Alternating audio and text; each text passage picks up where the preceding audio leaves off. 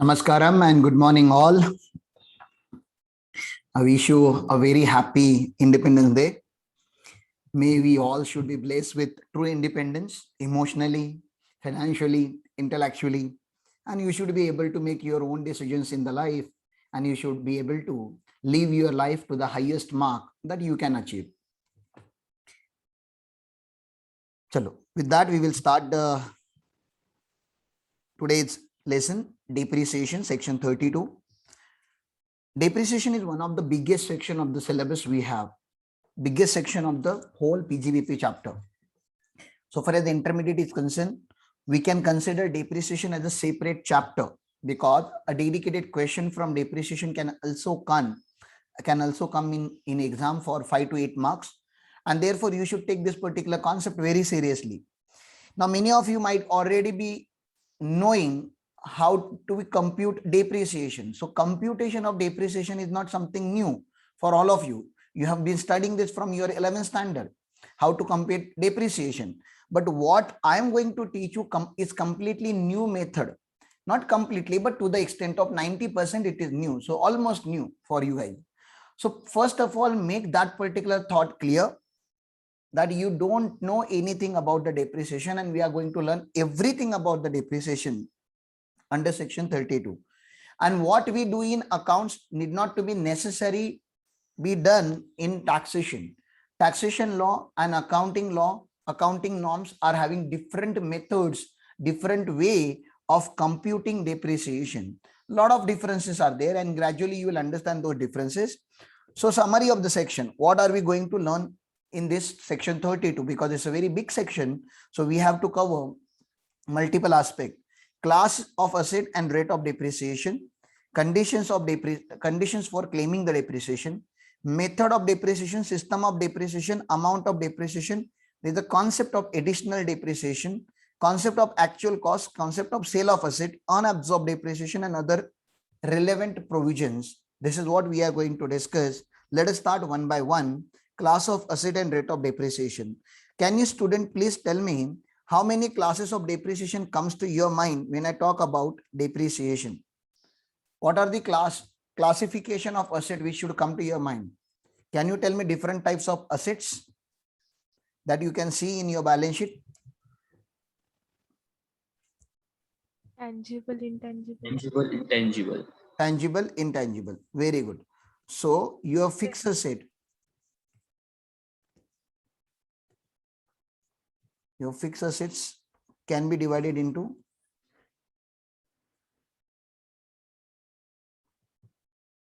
intangible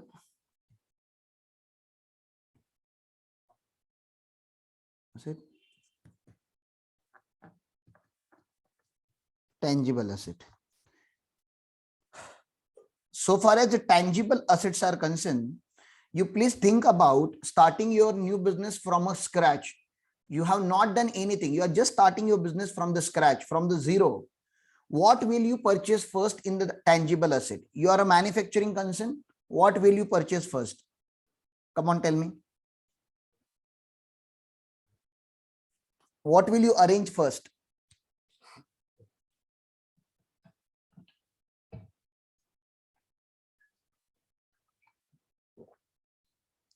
business चालू करने के टाइम पे आपके पास कुछ भी नहीं है.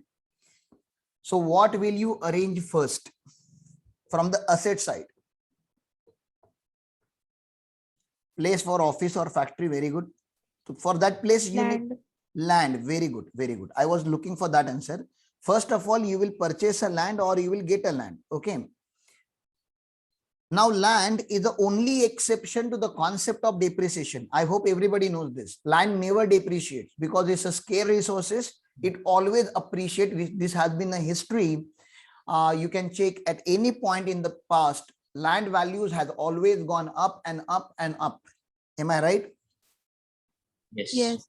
Yes. So land is not a depreciable asset. Being a natural resources, it's a very limiting asset, and the wants are very high. Like demand and supply. Demand is too much and supply is too less. Therefore, land always appreciate. तो land के ऊपर हम depreciation compute नहीं करेंगे. Never we will be giving any deduction on land. In a whole PGBP chapter, you will not get even a single rupee deduction on land. Land छोड़ दो, ठीक है ना. Now the next asset, please tell मी.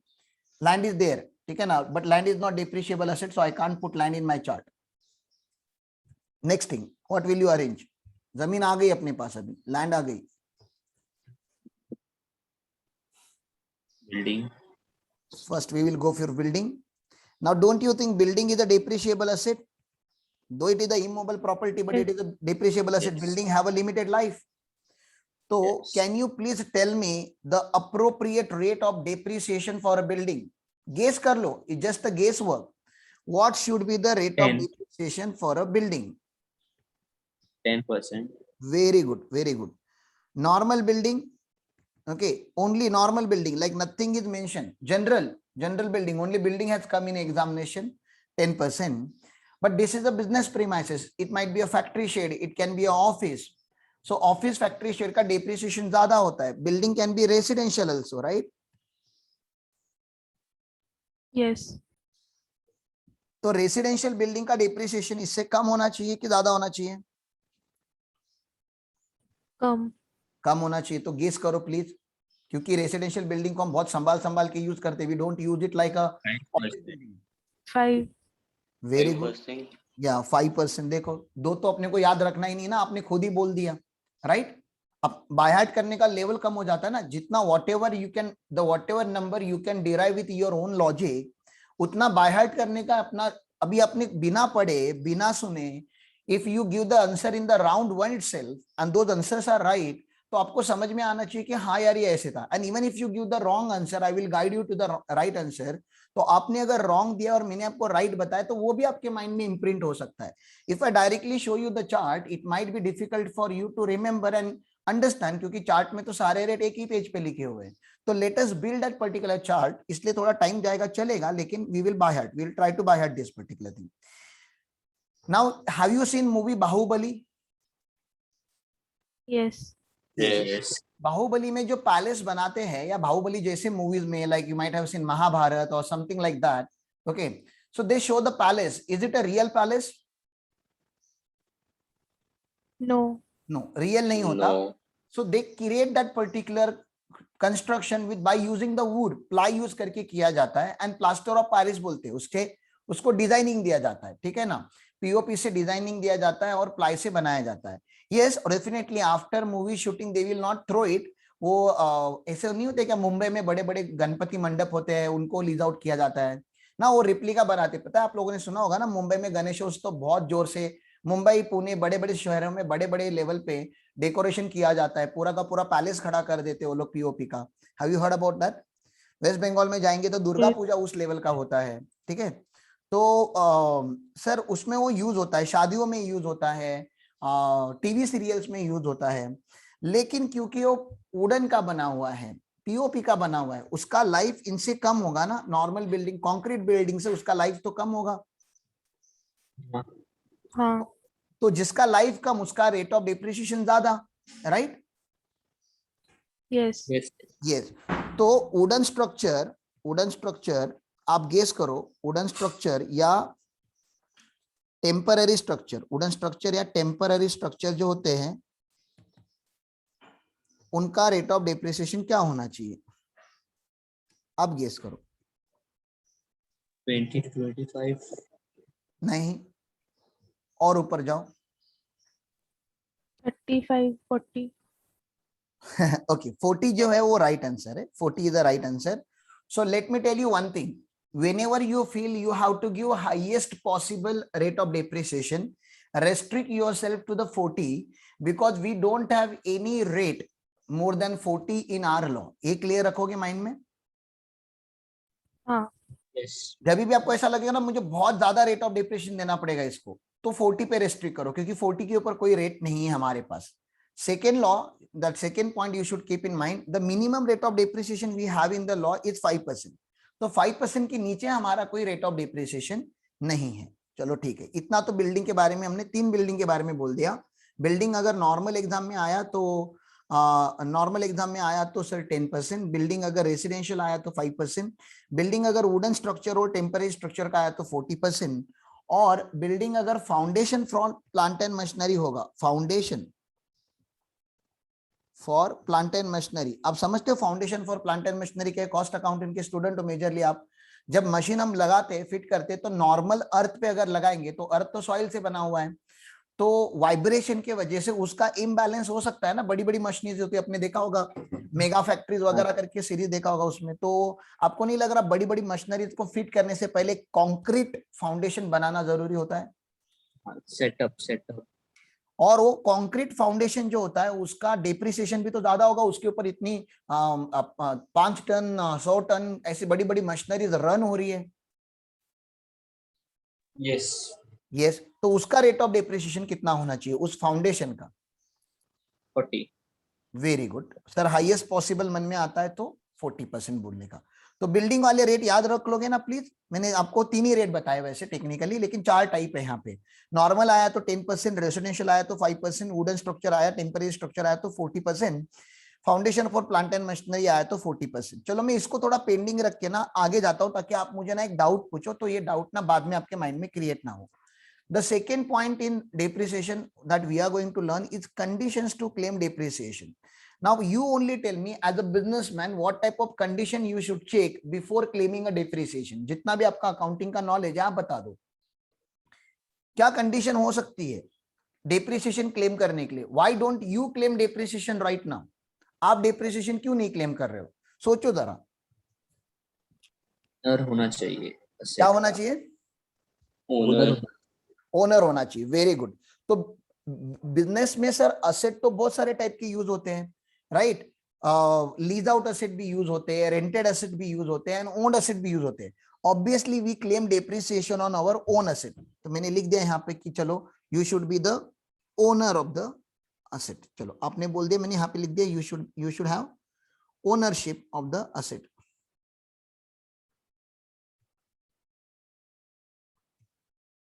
ठीक है, और बताओ।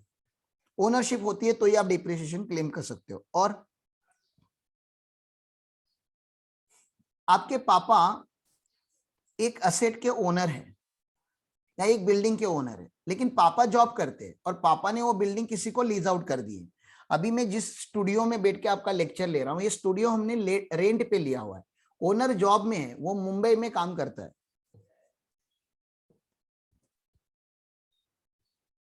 बोलो सेकेंड इंपॉर्टेंट एस्पेक्ट क्या होना चाहिए? अगर आप ओनर हो तो क्या होना चाहिए? बिजनेस एंड प्रोफेशन के लिए यूज किया जाए। वेरी गुड सर, ये जो असेट है ना इसको बिजनेस और प्रोफेशन के लिए क्या करना पड़ेगा? यूज करना पड़ेगा। यूज बहुत इंपॉर्टेंट वर्ड है यहाँ पे, ठीक है ना? इसको सर यूज करना पड़ेगा डेफिनेटली। थर्ड कंडीशन अभी आपको शायद नहीं समझेगा, लेकिन थोड़ा मुझे टाइम दो, मुझे मौका दो इसको एक्सप्लेन करने का। तो शायद समझ में आ जाएगा। जल्दी नहीं आएगा तो चलेगा, एक 15 मिनट 20 मिनट आधा घंटा होल्ड करो इसको, नहीं समझा तो भी चलेगा। मुझे बताओ, आप अकाउंट्स में अगर आपने असेट खाली 3 मंथ के लिए यूज किया, मतलब आपने जनवरी में असेट परचेस किया, जनवरी से मार्च अपने असेट को यूज किया है, असेट का वैल्यू 1,20,000 का है और rate of depreciation 10% per annum है, तो आप मल्टीप्लाई किससे करते हो? 3/12 करते हो, तो डेप्रिसिएशन 30,000 आ जाएगा, राइट? 3,000 आ जाएगा क्या? 3,000 आएगा ना? हाँ 3,000 डेप्रिसिएशन आ जाएगा। ऐसा आपने किया, ठीक है। अगर आप असेट 6 डेज के लिए यूज करते हो, 6 डेज, ठीक है, सेम असेट ही लेता हूं, 1,20,000 इंटू 10%, तो इंटू क्या करोगे अभी? 6/365 6/365 करेंगे। बताओ कितना आ रहा है?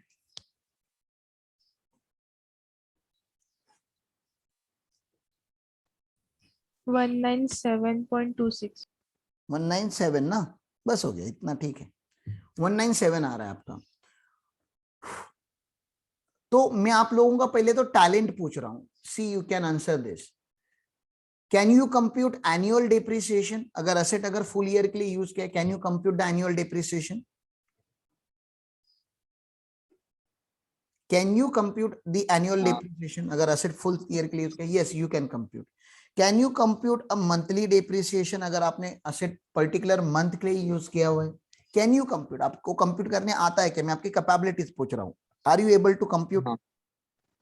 Can you Yes. Compute a daily depreciation if asset is use for few days? Yes. Yes. Can you compute yearly depreciation? अगर मैं पूछूं, निकालने की जरूरत नहीं होती, लेकिन मैं पूछूं, अगर आपको मैं पूछूं कि सर आप पर आवर डेप्रिसिएशन निकाल के दे सकते हो क्या, तो हाँ सर दे सकते हैं। डेली डेप्रिसिएशन जो आता है उसको डिवाइड बाय कितना कर देंगे, 24, तो पर आवर डेप्रिसिएशन आ जाएगा, राइट? हाँ। हाँ। कैन यू कंप्यूट पर सेकेंड डेप्रिसिएशन और पर मिनट, सॉरी पर मिनट डेप्रिसिएशन कर सकते हो क्या? आपके पास अगर पर आवर डेप्रिसिएशन आ गया है, कैन यू कंप्यूट पर मिनट डेप्रिसिएशन? एक मिनट का Yes. डेप्रिसिएशन निकाल सकते हो ना आप? जो आर ले आया उसको डिवाइड करना पड़ेगा हाँ। 60 से, राइट? डिवाइड बाय 60 करोगे तो आपको पर मिनट डेप्रिसिएशन आएगा। पर minute depreciation can you compute पर सेकेंड डेप्रिसिएशन? हाँ सर, पर मिनट जो है उसको डिवाइड बाय फिर से 60 करो तो पर सेकेंड आ जाएगा। मतलब मैं तुम्हारे मैथमेटिक्स को चैलेंज कर ही नहीं रहा, mathematically you are capable of computing depreciation पर second wise. Is it right? Yes. Yes. लेकिन इनकम टैक्स बोलता है कि हमारे पास ये सब फालतूगिरी करने का टाइम नहीं है। क्यों नहीं है ये सब करने का टाइम? क्योंकि आपने अभी तक एग्जाम में, मुझे सच में बताओ, एग्जाम में आपने जब भी फाइनल अकाउंट किया हुआ है, how many assets were given to you to compute depreciation? Quantity of asset जब भी आपने, याद आ रहा है क्या? देखो आपको डेप्रिसिएशन का chapter, whenever you have solved question academically, how many assets were provided to you maximum? मेरा क्वेश्चन समझा आपको? जब भी आपने डेप्रिसिएशन सॉल्व किया है तो डेप्रिसिएशन के क्वेश्चन में कितने असेट दिए गए थे आपको क्वांटिटी में? 4 5। 4 to 5, मैक्सिमम 4 to 5 आता है। आप ऐसा कुछ टेबल बनाते हो, आपको याद आता है ऐसा? आप असेट वाइज टेबल बनाते हो, हाँ। यहाँ पे आप ओरिजिनल कॉस्ट लिखते हो, ठीक है ना? यहाँ पे आप डेट ऑफ परचेस लिखते हो, और फिर उसके हिसाब से उसका डेप्रिसिएशन निकालना आप चालू कर देते हो, ठीक है?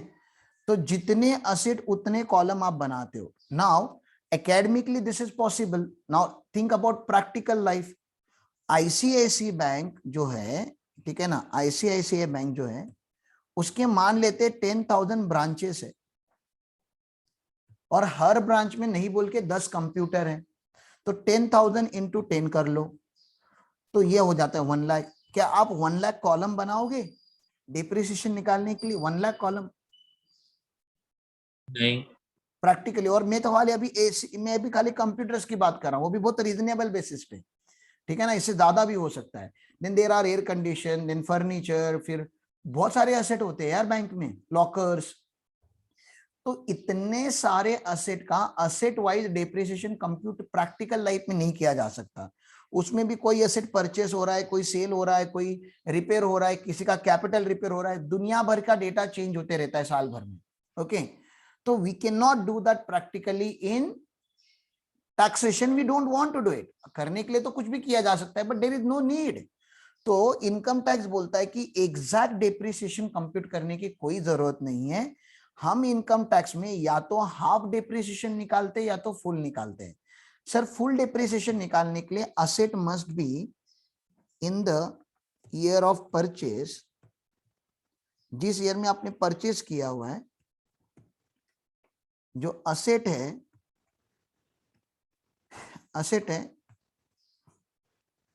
shall be put to use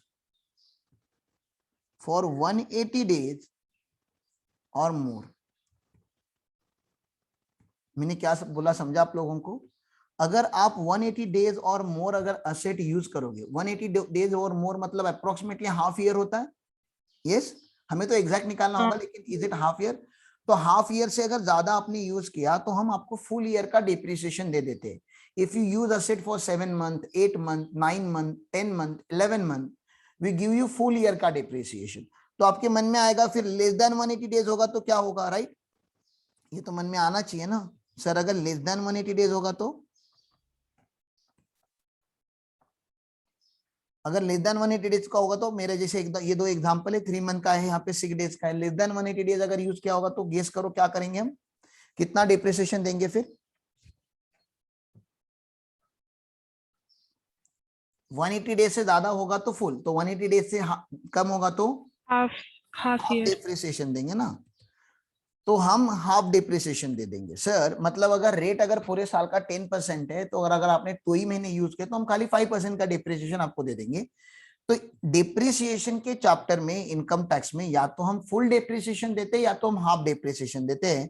this is what you are suppose to remember. Okay, मैंने बोला आप लोगों को कि इसको कैसे अप्लाई करते, उसके लिए मुझे टाइम दो।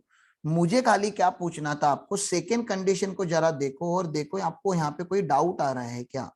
ये सेकेंड कंडीशन देखो, asset must be use for business and profession.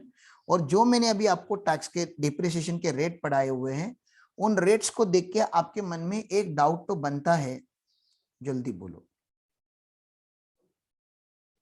Conditions याद रखो और कंडीशन से रेट्स को देखो, रेट्स को देख के एक तो डाउट बनता है आपको।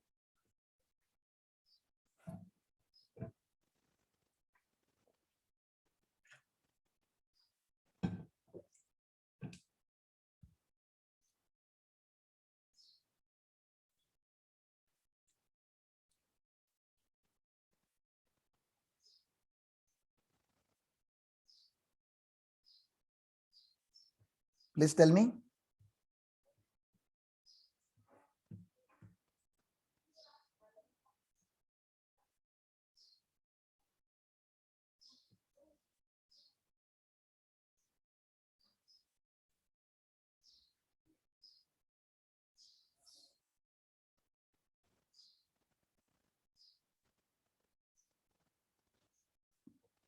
चलो ठीक है, मैं बता देता हूं आपको।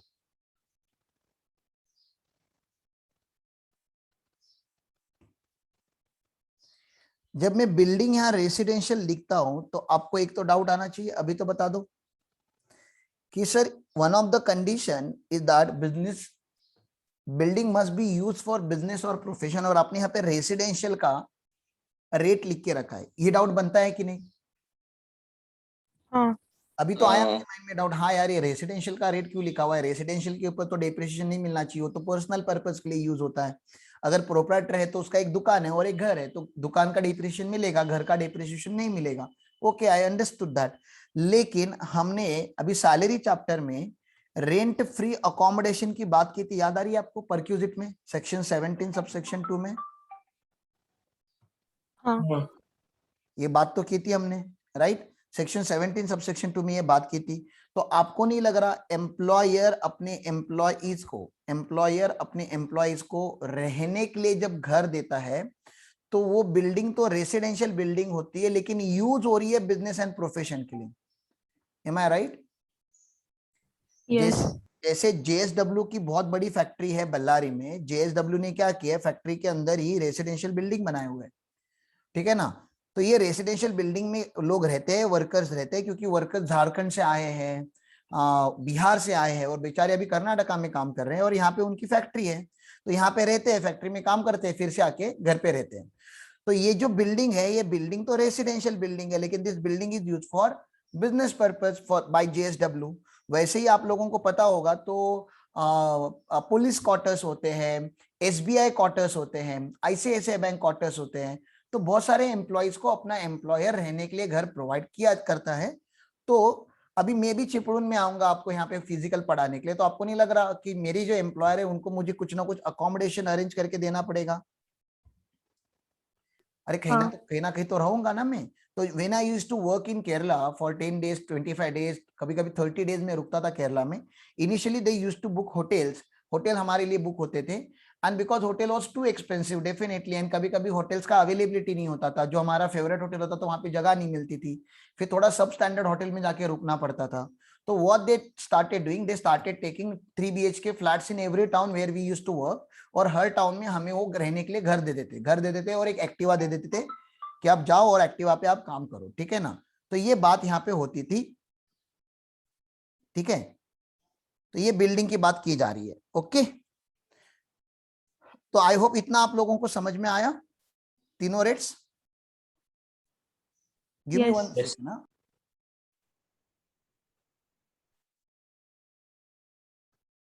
ठीक है, next. Now building has been arranged. Building के बाद आप क्या परचेस करोगे, जल्दी बोलो। You wanted to develop a factory, building आ गया आपका, अभी आप क्या लेकर आओगे? Building is already there, this is your building premises. Now what will you buy? Furniture. Furniture. Thank you. Building हो गया सर, अभी क्या करेंगे? फर्नीचर बाय करेंगे। कुछ लोग बोलते हैं plant and machinery, but that is wrong answer. क्यों? क्योंकि बिल्डिंग आने के बाद पहले आपको बोर्ड ऑफ डायरेक्टर्स को बैठने के लिए, आपके स्टाफ को बैठने के लिए टेबल चेयर तो बनाने पड़ेंगे। भैया कहाँ पे आके बैठेंगे हो? प्लांट एंड मशीनरी धीरे धीरे आ जाएगा, चलेगा, लेकिन फर्नीचर पहले आता है। तो फर्नीचर, फर्नीचर में सारे टाइप का फर्नीचर आ जाता है। देयर इज नो कैटेगराइजेशन कि wooden furniture, steel furniture, plastic chair, leather chair, सारे फर्नीचर एक ही टाइप के होते हैं। इनफैक्ट इलेक्ट्रिकल फिटिंग्स भी यहाँ पे ही आती है। फर्नीचर एंड फिटिंग्स यहाँ पे बोला गया है। तो फर्नीचर एंड फिटिंग्स का मुझे रेट ऑफ डेप्रिसिएशन तुम ही बता दो क्या होना चाहिए। On an average rate of depreciation of the furniture क्या होना चाहिए हमारे यहाँ पे? रीजनेबल बताना है आपको। 10%. यस, फर्नीचर का रेट ऑफ डेप्रिसिएशन 10% है। ठीक है, 10% है, बस उसमें ज्यादा डिस्कस करने की कोई बात नहीं है। सर आगे चलता हूं मैं। अभी फर्नीचर के बाद क्या लेकर आओगे आप? Now what will you buy? Furniture भी आ गया, लैंड आ गया, बिल्डिंग हो गया, फर्नीचर हो गया। Now what will you buy? बोलो। अरे अभी फैक्ट्री चलाने के लिए क्या बाकी है? बिल्डिंग आ गया, हाँ इक्विपमेंट लेकर आओगे ना, अलग अलग इक्विपमेंट लेकर आओगे। तो यहाँ पे एनी अदर असेट लिख देता हूं क्योंकि this is my last categorization. Okay, any other asset, ये एनी अदर टेंजिबल असेट की बात कर रहे हैं हम, इनटेंजिबल अलग लिस्ट है। एनी अदर असेट में पहला असेट जो है ना, एनी अदर असेट में पहला असेट जो है वो है एनी अदर असेट में पहला असेट जो है, फर्स्ट असेट जो है आपका, वो है normal plant and machinery. Normal अगर कुछ भी नहीं बोला, कुछ भी नहीं बोला और प्लांट एंड मशीनरी बोल के छोड़ दिया आपको, ठीक है ना, प्लांट एंड मशीनरी बोल के छोड़ दिया, नथिंग हैज बीन मेंशन, या इक्विपमेंट बोला है, तो आपको क्या लग रहा है? फर्नीचर से तो थोड़ा ज्यादा होना चाहिए ना rate of depreciation of plant and machinery, थोड़ा तो ज्यादा होना चाहिए रीजनेबली। हाँ. तो कितना होना चाहिए जल्दी बोलो? प्लांट एंड मशीनरी है, रेट ऑफ डेप्रिसिएशन बोलो।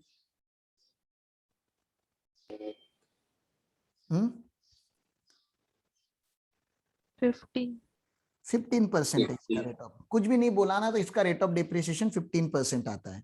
Very good, very good. अभी इसमें अलग अलग टाइप के आते हैं। अभी कंप्यूटर्स बोला तो कंप्यूटर्स एंड सॉफ्टवेयर बोला तो उसका तो डेप्रिसिएशन इससे भी ज्यादा होना चाहिए, क्योंकि कंप्यूटर्स का तो डेप्रिसिएशन बहुत फास्ट रेट पे होता है। तो बोलो फटाफट प्लीज। 40 सबसे ज्यादा होता है 40. 40%, वेरी गुड। 40% हाईएस्ट जहां पे फील होता है ना, 40% बोल देने का। एयरक्राफ्ट का भी डेप्रिसिएशन, एयरक्राफ्ट भी तो यार, एयरक्राफ्ट में तो ऐसा नहीं है ना कि कुछ बटन नहीं चल रहे तो आप यूज कर लोगे, एयरक्राफ्ट को टाइम पे स्क्रैप करना पड़ता है। तो एयरक्राफ्ट का डेप्रिसिएशन कितना होगा? 40. 40%. वेरी गुड, एयरक्राफ्ट का डिप्रिसिएशन भी 40% ही है, ठीक है ना। अब वेसल जो होता है ना, वेसल का लाइफ एयरक्राफ्ट के लाइफ से थोड़ा ज्यादा होता है, और वेसल में 2-4 बटन नहीं भी काम करेंगे ना चल जाता है, क्योंकि वेसल वाटर पे होता है। तो मैं हमेशा क्या बोलता है, एयरक्राफ्ट ना फुल एयर में रहता है, और वेसल जो होता है ना वो हाफ एयर में और हाफ वाटर में रहता है। हाफ एयर हाफ वाटर, तो कितना रेट गेस करो? 20%. 20%, इसका हाफ, ठीक है ना, 20% लेने का। वैसे ही अगर मोटर कार की बात करूं मैं, motor car bye chartered accountant, cost accountant, हम लोग कार को ना बहुत संभाल संभाल के यूज करते हैं। तो मोटर कार अगर नॉर्मली बोला, कुछ भी नहीं बोला, तो 15% ही लेने का, क्योंकि हम उसको संभाल संभाल के यूज करते हैं। लेकिन अगर मोटर कार ओला उबर का बोला, ठीक है ना, मतलब हायर बिजनेस का बोला, हायर बिजनेस, तो वहां पे तो मोटर कार आपने देखा है कैसे यूज होता है, टैक्सी है, मतलब कोई भी यूज करता है, कैसे भी यूज करता है, ड्राइवर लोग यूज करते हैं, ध्यान नहीं देते, तो उसका डेप्रिसिएशन 30% रखा गया है। सर जो बुक्स होते हैं, हम जो बुक्स यूज करते हैं उसको हम फिक्स असेट मानते हैं। Do you agree with this कि जो हमारे बुक्स होते हैं वो फिक्स असेट होते हैं? हाँ. तो बुक्स की जो रेट ऑफ डेप्रिसिएशन है वो 40% रखी गई है, ठीक है ना, फॉर बिजनेस एंड प्रोफेशन जो प्रोफेशनल लोग होते हैं ना, प्रोफेशनल लोगों के लिए बुक का रेट ऑफ डिप्रिसिएशन 40% है, including annual publication. Annual publication मतलब इनकम टैक्स का जो बुक होता है ना, वो एनुअल पब्लिकेशन होता है। बट डज दैट मीन मैं लास्ट ईयर की बुक फेंक दूं? नहीं नहीं, मैं फेंकता नहीं है। तो लोगों को लगता है कि एनुअल पब्लिकेशन का रेट 100% होना चाहिए। इनफैक्ट था भी 2018 के पहले, लेकिन अभी एनुअल पब्लिकेशन का रेट भी 40% ही है। And now if you talk about energy pollution equipment, energy saving device, pollution control equipment, ऐसा कुछ अगर बात करते हो तो उसका भी 40% ही यहाँ पे होता है। Okay, let's come to the last category, intangible asset. Can you define, can you name few intangible assets for me? Few, कुछ तो बोलो, few intangible assets का नाम बताओ। Trademark, copyright, Trademark, Patent. copyright, goodwill, goodwill, patent, patent, goodwill, patent, ठीक है चलेगा। Goodwill directly नहीं लिखा है, लेकिन चलो मान लेते गुडविल भी है। ट्रेडमार्क, कॉपीराइट, पेटेंट, तो इतना सब है, ठीक है ना। इसके अलावा फ्रेंचाइजी आता है, लाइसेंस आता है, रूट परमिट आता है, लूम आर्स आता है, ठीक है ना। ऐसे बहुत सारे इंटेंजिबल होते हैं।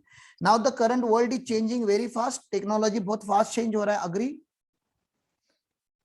यस, तो 3 साल पहला पेटेंट अभी भी वैलिड होगा, इसका कोई गारंटी नहीं है। तो इसलिए हमने यहाँ पे रेट ऑफ डिप्रिसिएशन बहुत ही यूनिक रखा है, 25%।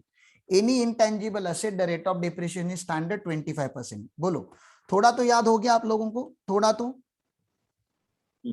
Yes yes. अभी आप लोगों के सामने ये जो है ना, ये चार्ट है, you are already having this chart in front of you. I am giving you 10 minutes का time, try to by heart this point and this second वाला point, first and second point by heart करने का try करो। These are very important aspect, because in examination they will not provide you rate of depreciation. In examination they will provide you only, in examination they will provide you only and only asset and its value, the method and rate you should be able to know, ठीक है ना। आपको पहले से by heart होना चाहिए, ऐसे assumption आता है। एंड इनफैक्ट कभी कभी डायरेक्ट मल्टीपल चॉइस क्वेश्चन भी इस टेबल में से आ जाता है, डायरेक्टली इस टेबल में से मल्टीपल चॉइस क्वेश्चन भी आ सकता है। तो लॉटरी वाला मार्क्स होता है वो, कि rate of depreciation they will ask. So I am giving you 10 minutes का time, enough time. We will restart at 7:50, we will restart at 7:50। तो प्लीज आप बाय हार्ट करने का ट्राई करो, एक बार याद करो कि मैंने क्या क्या बोला है, और उसकी तरह रेट ऑफ डिप्रिसिएशन आप याद रखो, ठीक है। सर, यस बोलो ना। सर तिथे टँजिबल असेट मध्ये बिल्डिंगला नॉर्मली 15% दिलंय. रॉन्ग है, रॉन्ग है, 10% है वो, टाइपिंग एरर है, दैट इज 10%। ओके ओके चलो then we see you at 7:50 by heart करके।